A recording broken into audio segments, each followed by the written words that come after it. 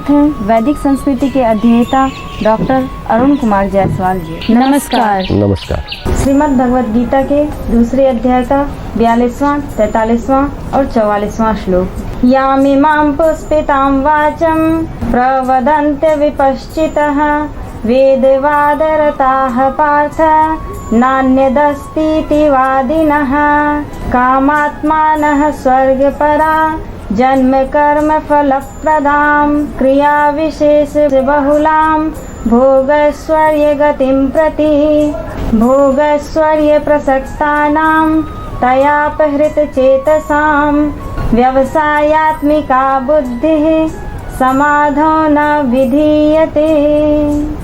हे अर्जुन, जो भोगों में तन्मय हो रहे हैं, जो कर्म फल के प्रशंसक वेद वाक्यों में ही प्रीति रखते हैं, जिनकी बुद्धि में स्वर्ग ही परम प्राप्य वस्तु है और जो स्वर्ग से बढ़कर दूसरी कोई वस्तु ही नहीं है, ऐसा कहने वाले हैं, वे अविवेकी जन इस प्रकार की जिस पुष्पित अर्थात दिखाओ शोभा युक्त वाणी को कहा करते हैं, जो कि जन्म रूप कर्म फल देने वाली एवं भोग तथा ऐश्वर्य की प्राप्ति के लिए नाना प्रकार की बहुत सी क्रियाओं का वर्णन करने वाली है।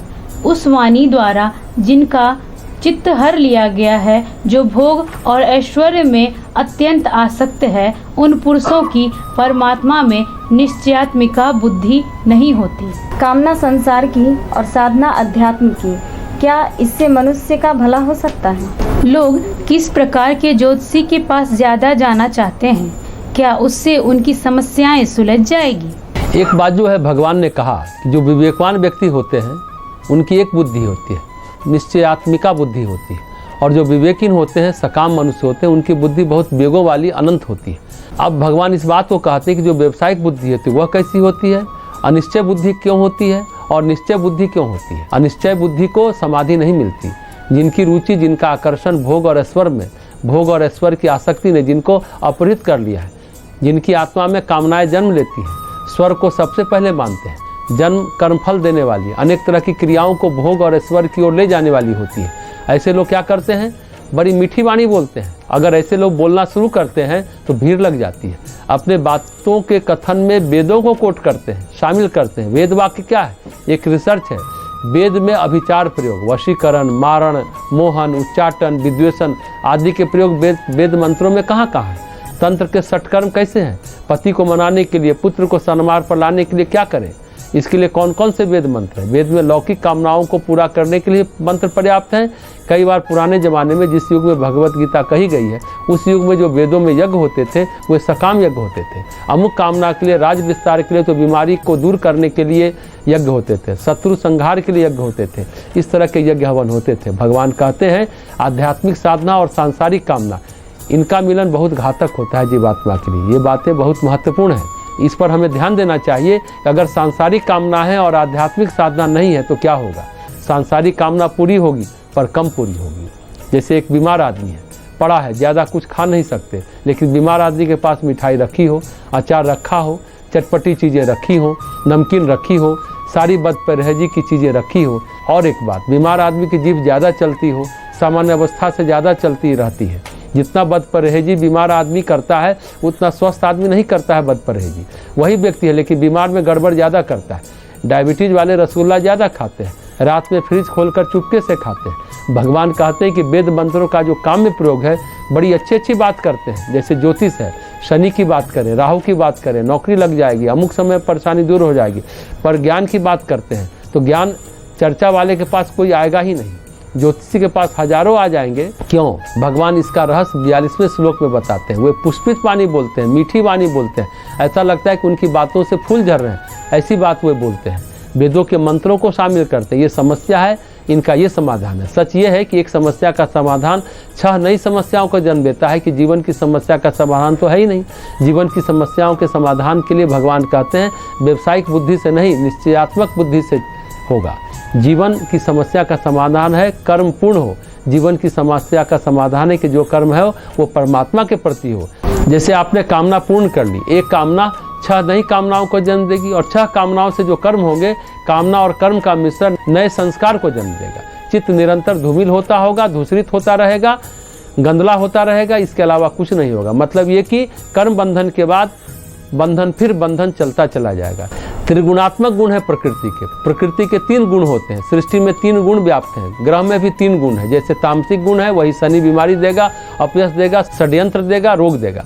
शनि के 108 नाम में एक नाम है वैराग्य प्रदायने नमः, वैराग्य देने वाला है, तपस्वी बनाने वाली परिस्थितियां देने वाला है, शनि योग विद्या देने वाला है। इसी तरह से राहु तामसिक भाव में व्यक्ति को परेशान करता है, जलील करता है, अपमान, कष्ट, कठिनाई देता है, कूटनीतिक शत्रु पैदा करता है। वही सात्विक भाव में अखंड शांति और आनंद देता है। वही केतु तामसिक भाव में रोग देता है। कुष्ठ रोग प्रायः केतु के कारण होता है, मंगल और केतु के कारण होता है। केतु के खराब होने पर राज्य और सिंहासन डगमगाने लगते हैं, सरकारें गिर जाती हैं। वहीं अगर केतु पॉजिटिव है तो राजसिक कार्यों में झंडा गाड़ देता है, शासन देता है। केतु का एक अर्थ ये भी है पताका।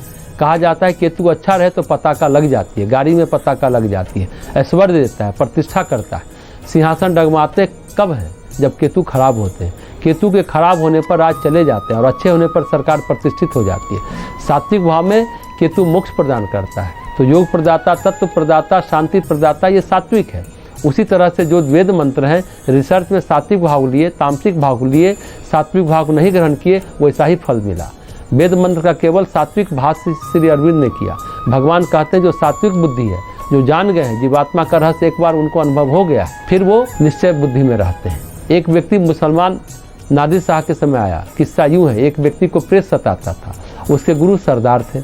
अपने गुरु के पास गया और कहा कि महाराज प्रेत बाधा, आप कुछ कर दे। संत ने पूछा प्रेत से, तुम इसे क्यों सताते हो? सचमुच के संत थे, इसलिए प्रेत को जवाब देना पड़ा। प्रेत बोला, महाराज हम आपसे मिलने के लिए सता रहे हैं, आप हमें माफ़ कर दीजिए। हम बहुत पीड़ित आदमी हैं, परेशान आदमी हैं, हम अपने उद्धार के लिए आए। क्योंकि आपके यहाँ ये परिवार आता जाता रहता था, इसलिए हम सताए। ये आपसे अपनी समस्या कहेगा, फिर आप मेरा उद्धार कर देंगे, हम अभी छोड़ देंगे, हम तो खुद ही परेशान हैं, हम क्या सताएंगे। प्रेत ऐसा बोला। ये सत्य घटना है जो कल्याण में छपी थी, कल्याण पत्रिका है ना, उसमें छपी थी। तो संत ने पूछा तुम्हारी समस्या क्या है? तो उसने कहा नादिर शाह के समय में आया था, उसके समय लूट मार हुई, महिलाओं के साथ जाती हुई। उस समय धन भी लूटा जाता था, महिलाएं भी लूटी जाती थी।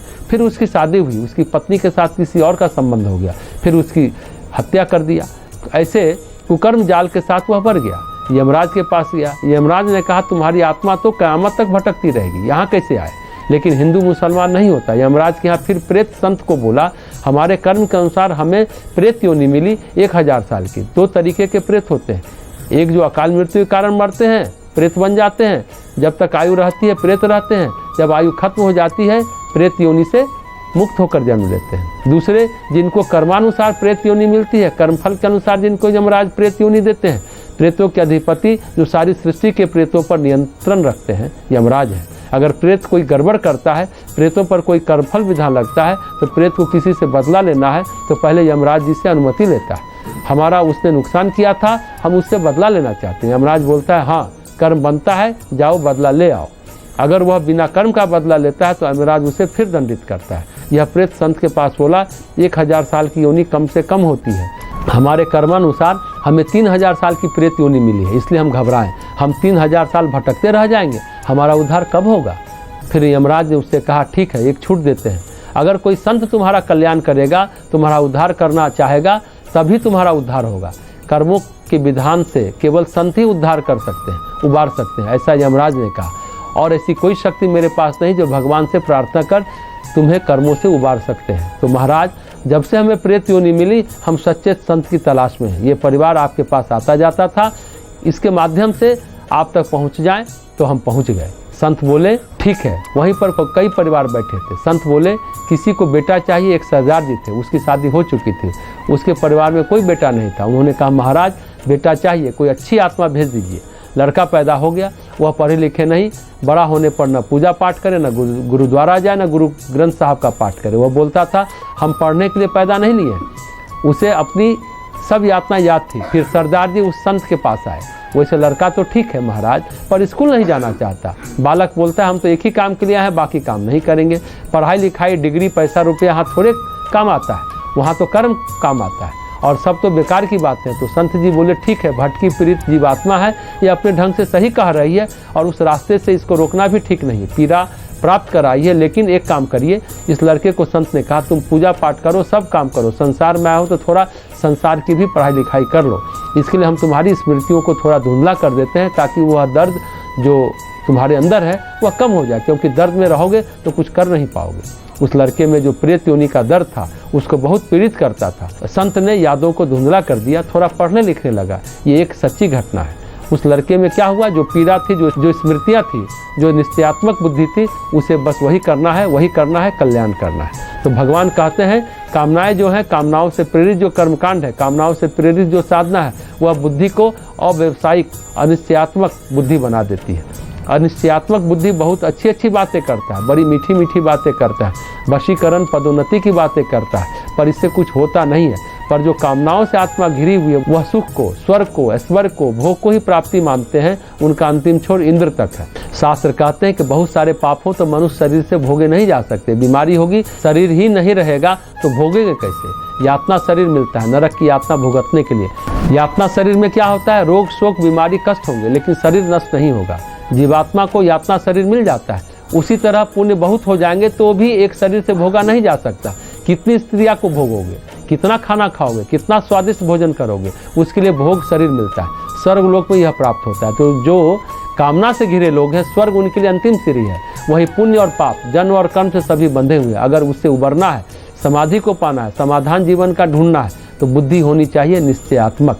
केवल और केवल अपनी आत्मा का प्रकाश प्राप्त करना है, और आत्मा के प्रकाश के सामने सारे पुण्य, सारे ऐश्वर्य, सारे सुख सब छोटा पड़ता है। क्योंकि जीवात्मा उत्तरोत्तर निर्मल होती जाती है, उत्तरोत्तर अपनी शक्तियाँ जागृत होती है, विवेक जागृत होता जाता है, और वह अपने सत्य स्वरूप को जान लेती है। जीवन का सार उसको तब पता चल जाता है।